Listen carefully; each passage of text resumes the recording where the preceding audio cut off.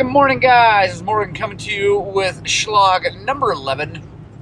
It is a Friday, and I am currently hustling out to do the conditions report from Peach Valley, which is awesome. But the most important news today is that Ricky freaking Brayback won the Dakar Rally. The first American ever to win the Dakar Rally, and he did it on a Honda, which crushes KTM's 18-year winning streak.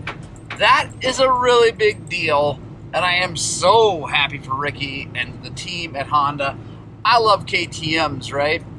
I own a KTM. I've owned lots of KTMs, but darn it, everybody likes to see a dynasty fall because it's just good for the sport to see someone else on top. So, woohoo! I am so stoked for Honda and Ricky. Oh my gosh, that is awesome. That's a big deal. It's really cool to be the first to do something because that never leaves the record books, ever. I love it. Right on, gonna head out to Peach Valley and get this conditions report done and then get to work.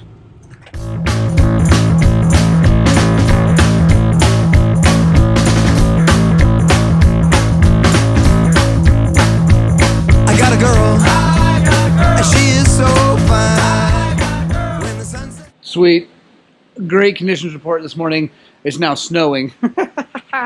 After I stood out there in decent weather, now it's snowing and windy and nasty, but it's time to get back to the old XR100. Changing the front flat right now.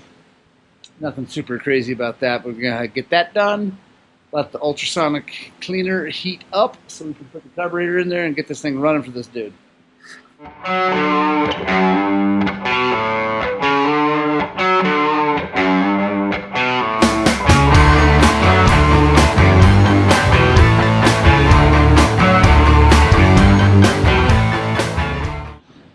Boom, just like that.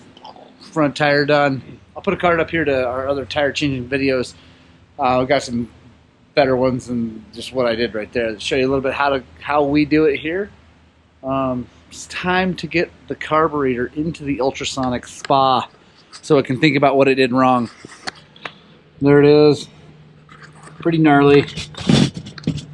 Pretty dirty. And I'm going to dump it in there. And hopefully it comes out looking real good. Alright, got the carburetor cleaned up. Looking pretty good. I mean, of course, that's the outside. The inside looks good too. And then we're going to find out if she starts.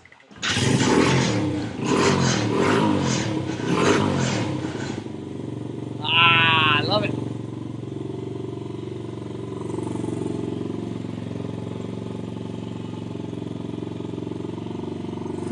Sweet. Got the tire fixed. Got the carburetor all cleaned up, working good. Now we gotta service it and give them a ring. You're gonna be stoked the little XR is rocking and rolling again.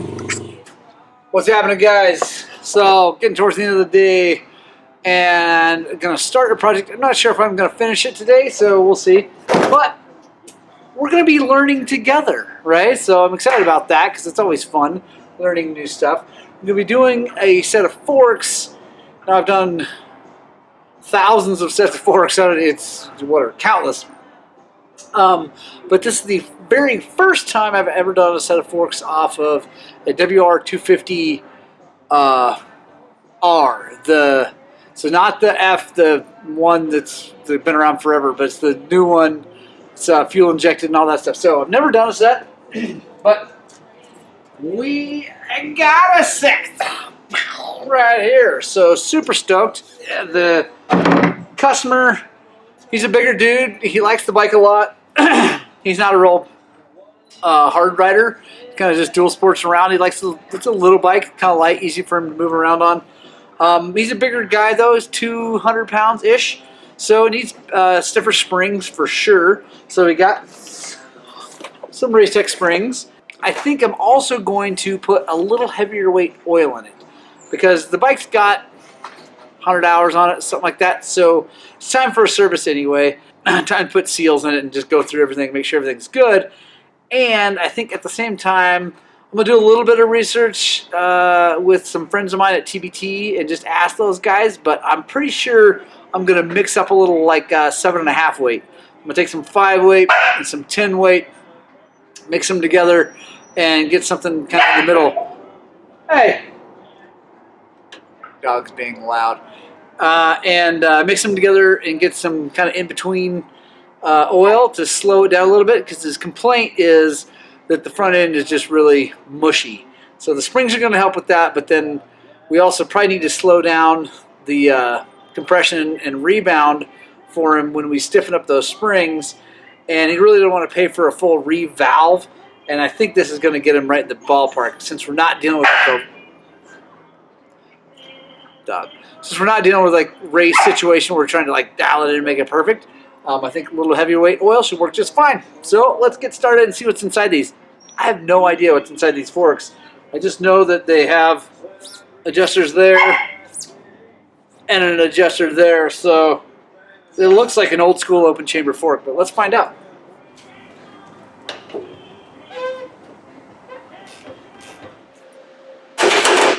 So far, it looks just like an old school Yamaha open chamber.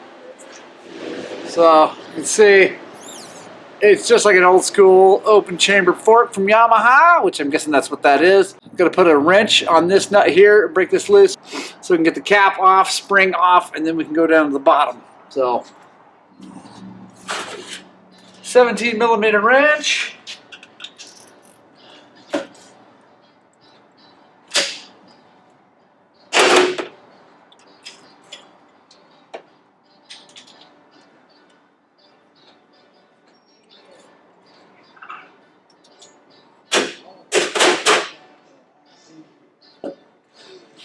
Now, got our sink here. We're going to dump that oil out. Go get our, I believe this is a 14mm Allen, but we'll check. It looks like it. Take the little plug out. These things, can't tell you how many times I've forgotten to put these things back at the bottom of forks, because I leave them out of my forks so that I can adjust the clickers on the trail and get the bike set. I try to put them back in once I finally get my clicker settings like I like them, but sometimes I don't. Don't worry about it. But for customers, you got to make sure you get that back in there, because if they go in there and they find it's missing, they're not going to be super happy. So I now have learned I put it in a very obvious place where I won't miss it. Put it over here next to the spring. We'll be good. So let's see. The end of this is a 14mm Allen. So take a look. 14 mil. I'm going to take our adjuster rod out. Put it over here so we don't mess that up. Then we're going to try to break this loose with the gun. We may have to hold the damper rod, but we're going to try this like this. That's not coming out yet. So, okay. This channel is all about normal guys working on their stuff in the garage. I'm a professional mechanic. I have all the tools, right? I got thousands and tens of thousands of dollars worth of tools. But I want to show you guys how you can do this without having to buy a ton of stuff. Some stuff you're going to have to buy. But, so, there's a way to hold this and all that, right? Okay. The right way. But I was shown this a long time ago by a really, really good mechanic. What you do is you pull this rod out as far as you can, and you're going to hold it, and you're going to cock it over, like, so you're going to kind of channel it and, like, cock it, like, this way. And that's going to put just enough tension on it that hopefully, and I say, and I mean hopefully, our impact here can break it loose. So, cock that over, pull on it.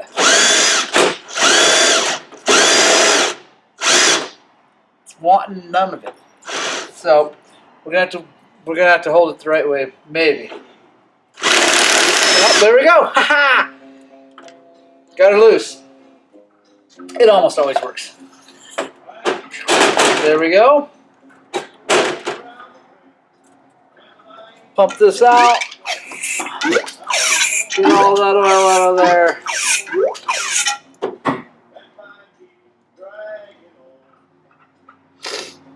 This nut when you're going back together, you always want this nut all the way down. So I start like that. And just with your hands, you don't have to go crazy. Get that down. Stuff that up there. So sometimes that plug's stuck in there, there's an O-ring on it, that's why it's stuck. So sometimes you gotta take this back in here and kind of tap it like that.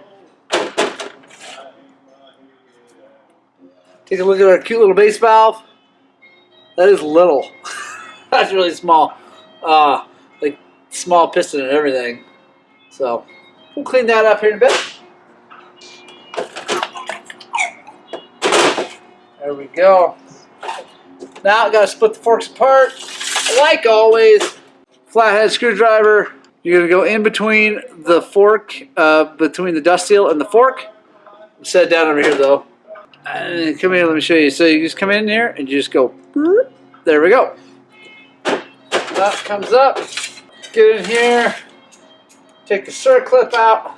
Slide hammer apart.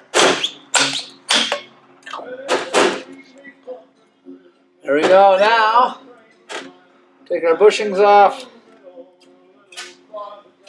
And now, I think I've talked about this in another video, but I like to take them off and set them down in order so that I know how they go back on, right? So I'm going to take this, put it here, next bushing here, washer here. Now, if you've never done a set of forks, you have to put the seals in order too, even though you're throwing these away. But that's cool. Put them in here in order, right? So I got everything in order so that you know when you go back together where everything goes. So then, circlip goes right there, dust seal.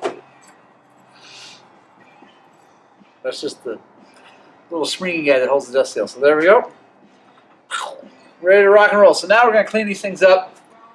Going to do it in the parts washer. I'm not going to film it because whatever. Clean them up, right? So get them nice and clean. And then I'll be right back. We'll put them back together. All right. We got them all cleaned up. Now, as with all fork seal jobs, now is the time when it's all apart. You want to look really closely at everything. Make sure it's all good. You really want to take a really, really good look at this while you're working on it, because what you don't want to do is put this back together and have it tear a brand new seal. So I'm looking at it. It's perfect. These things, this bike doesn't really have that many. I mean, it's 100 hours or something like that, but like pretty mellow and like dual sporty hours. So it looks great. But like always, gonna take my red Scotch-Brite, come in here. I'm gonna put a good crosshatch in it, like that. And this Scotch-Brite has got plenty of oil on it. That's why I didn't I cleaned it, but then I still did it with it dry because the Scotch-Brite is pretty oily. You don't really want to do this on dry. You could actually damage the chrome a little bit. But do that. And we wipe her off, and you can see, I don't know, it's probably hard to see. Anyway, it's got a really nice crosshatch. I say this every time, but that helps hold the oil on the tube as the seals slide up and down and keeps that thin film of oil on there so it slides nice and smooth. So that looks good. Happy about that. Blow this out with some air. Get all the water out of it that I use to clean it, because to clean these things, I use the parts washer with solvent in it, and then after it I spray down with soap and then really hot water, and that helps get everything out of it and makes it nice and shiny and happy. So there we're good with that. Alright, we're going to take a look at this. You really want to look at this shaft, make sure there's no discoloration. This thing looks perfect because, again, easy hours and it's in good shape. Everything, threads look good. Threads in the end look good. So everything looks great. Now we're gonna go back together. I gotta go get the seals though. SKF seals pretty much always, unless I can't get them for the bike, but SKF, the heavy duties are hands down the best seals I've ever used. I won't really put anything else on a dirt bike. Link in the description for those if you want to buy them on Amazon. It'll just be to some generic SKFs, then you can go search around and get the right ones you want. So These are 46mm forks, so I gotta go grab a 46mm driver and a 46mm bullet to help me put the seals on. So this is the one tool I seriously recommend that you buy for your bike. It just makes this whole thing easier, and it keeps you from messing up seals. You can definitely get a seal into a fork without a seal driver, but it's a pain in the butt, and you run the risk of fouling up your whole job. These things are pretty cheap. I'll put a link in the description for this. The link will be for like, I'll put 46mm in there. But again, 48s, 50, whatever you got, just buy it. It's worth it, especially if you're going to do your own stuff. 48s are the most common, honestly. 46, I haven't seen a 46mm fork in a really long time, honestly. That's a really old school Yamaha fork. Even though it's a new bike, it's old school suspension, basically. They're using, kind of recycling some old stuff from the old days, but, you know, that's okay when it works, and these do. So, all right. So we got everything ready to go. Now, got to start with the seals, then the bushings and all that. Dust seal goes on first. So there you go. Look, that's the dust seal. That's the oil seal. They're different. Make sure you don't mess them up. I had a guy contact me recently asking if he absolutely had to have a bullet for this. No, you don't. It just makes this job easier. Ooh, that's stiff. I'm going to use a bigger one. So that one I tried was the 46, but it is super tight. So I'm going to use the bigger one. Doesn't matter. It just needs to clear. So the reason I use these, and like I said, you can actually just use a plastic bag. I don't have one. Otherwise, I'd demonstrate that right now. But if you have a plastic bag, you can slide over here. What you're doing is you're protecting the seal against this edge right there. That is really sharp, and that edge is sharp because that's where the bushing goes, right? You don't want to put the bushing on first because anyway, then you could run the risk of hanging it up on that. So you're protecting against this edge. So really a plastic bag that goes over that slides would be just fine. But you kind of want a thicker plastic bag because a real thin one, you'll tear it anyway. So these bullets just make it nice. If you buy them, that's great. If not, no worries. You really don't have to have them. So oil seal, snap ring, excuse me, dust seal, snap ring, oil seal. Washer goes next. I call this the outer bushing, inner bushing. Now we're good. Now we go back together. So here's the deal. You don't want to just push the seal in there and start with that. You want to let the bushing and the washer drop in there. Grab your driver. Lift this thing up. There we go. You want to drive that bushing down in there before you do the seal. If you try to push the seal and the bushing at the same time, sometimes it works and sometimes it doesn't, and you mess up the seal. So push this seal in nice and easy by hand, get it down in there. Driver again. Snap ring. Oh, make sure it goes in its home. Then with this one, I just take it and I push. Nice and easy. It goes right down in, just like it's supposed to. So this is good. We're ready to rock, right? Now, we got to get our spring. Different springs. Shiny new springs. Take our damping cartridge, slide it in here. Reach up in here with your finger, and you're going to guide it into its home. There we go. Take our base valve, clean this up actually really good. There we go. And I realized I forgot my gloves again. I'm going to put them on. You know what? You guys are right. You're yelling at me I should really be wearing gloves. It's not good for my liver and stuff like that. I just am old school and I forget sometimes. So I'll put them on right now. I'll put a link in the description for these Motion Pro gloves too because I actually really like them. They're pretty cheap. They seem to hold up pretty good. As you can see, I even have them like ready to go, and I still don't friggin' use them enough. Not the brightest bulb in the box. So here we go. Now we're good. Now we can put this together. Base valve on here. Started by hand, like everything on your motorcycle, because you don't want to foul up those threads. And it will start by hand. If it doesn't, pull it back apart, take a look at clean, whatever you got to do. Everything on your motorcycle you should be able to start by hand so that you don't mess threads up. So there you go, got that in there. We'll pull this out. We're going to do the same process. Pull this out and kind of cock it over with your hand. Take our impact. There we go. Don't have to go crazy on that thing. Don't want to strip the threads out. Also, the impact going together with that is just fine. I've never ever stripped anything out. They are aluminum threads, so you don't want to go nutty, but there's a whole bunch of aluminum threads holding that, so it's fine. Also, know your impact. Like, you know, just you don't want to and rattle it to death. But you're good. So there we go. Now it's time to put some oil in it. I gotta check the level. I gotta check the oil height that I'm supposed to set it at. I don't really know, so I'm gonna have to call my friends at TBT. Let's give Brady Metter from TBT a call, see if he can't help me.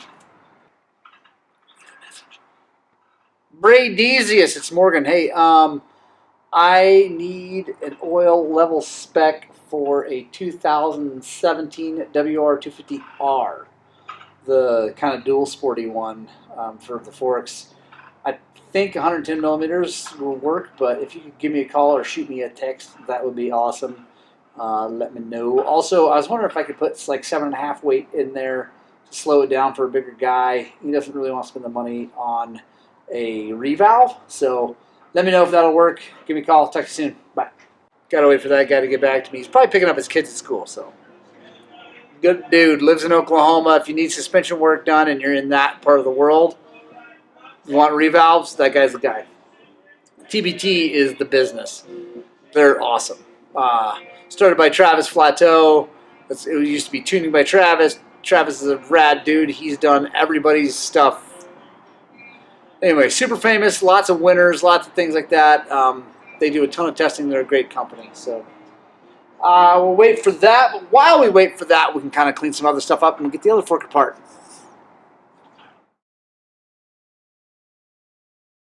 110 millimeters. Nice. That's awesome. I kind of figured that. Right on, dude. Thank you so much. I'll talk to you later. Sweet. Awesome. Brady got back to me. 110 millimeters is the air gap, which is good because that's already set on my fork oil level 2 because that's what all these open chamber forks take. But just wanted to make sure. If you guys ever have questions like that, feel free to email me, Morgan at highland-cycles.com. It's up there on the screen. Also, there'll be a link in the description for me. I do have a lot of these specs written down, stuff like that. Also, I'm more than happy to call my buddies and get that for you. So if you have questions, let me know. So now we're going to put oil in the fork. Like I said, I'm going to mix it up a little heavier than what it calls for. They call for 5 weight. It's like pretty much all off-road bikes call for 5 weight. And that's awesome. But like I said, this dude's a little heavier. The fork's a little mushy, and then putting these heavier springs are actually going to make it rebound faster. So what we want to do is slow that down a little bit. And the cheap, easy way to do that is put heavier oil in it. The right way to do it is to revalve it and change the shim stacks and all that stuff. But doesn't want to spend the money. I don't blame him. He's not like racer guy. He's just a dual sport guy. And so I really wouldn't spend the money either. So what we're going to do is we're going to mix half 5 weight and half 10 weight and end up with 7.5 weight. So start with 250 cc's of this, 250 cc's of that. Pour it in here. On the forks, especially this style, the open chamber, you want to bleed them. And I had a great question on one of the other videos. The guy asked if he didn't get it all bled, if the air would come out. And yes, the air would come out of the cartridge, would be just fine. The real reason you're bleeding it is so that you get all the oil everywhere it needs to be, and then you set the height. If you have air trapped in here and it comes out, your height will be different. Now, does it really make a difference? A few air bubbles aren't going to make a difference. But if you're going to do it right, let's do it right. So do that. We're going to bleed it. That's moving nice and smooth. I feel like it's got any air in it. Now, check. We definitely need to add some more to get the level up so we can take it down. Mix up another batch of 7.5 weight.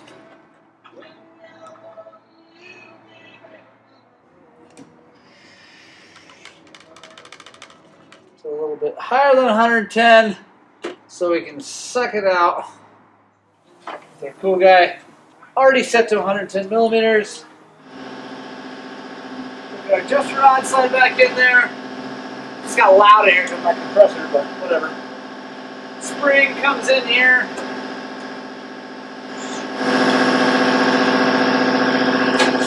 $19 millimeter socket.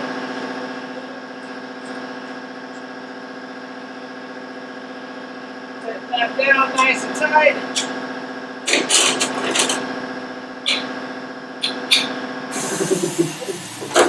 That thing's loud. I gotta move it outside. Put it in our soft jaws so that we can just kind of eat nice and easy. Don't go crazy on it. Feel good about that. Now, you may have noticed that I didn't check the clicker settings before I did all this. And I didn't because I could lie to you and say I did it off camera, but I didn't because we're totally changing everything on this bike with the springs and the oil and all that stuff, so I'm just going to set them back in the middle for this gentleman, and then we can go from there with adjustments to dial it in for him. We're just going to put it in the middle. So I just set them at 10 and 10.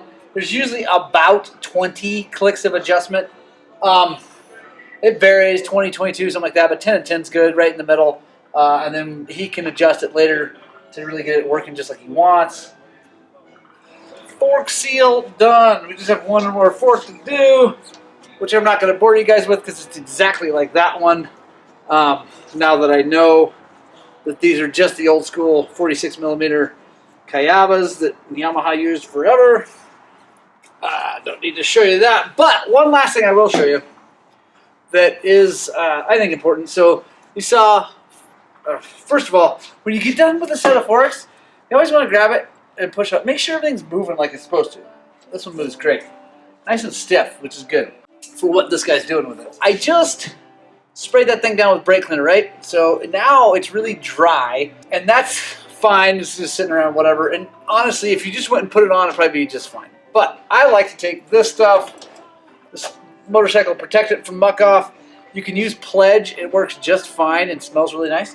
It's kind of like my love of Fabuloso. Pledge and Fabuloso smell great. This stuff smells good too. But you want to take something that's kind of slickery, that's an Oklahoma term, just so you know, and spray it on the tube, the chrome tube, because that will help that seal slide initially good.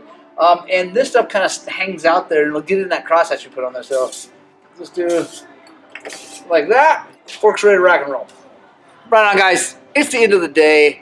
I need to go home and hang out with my family and hang out with the dog and do that kind of stuff.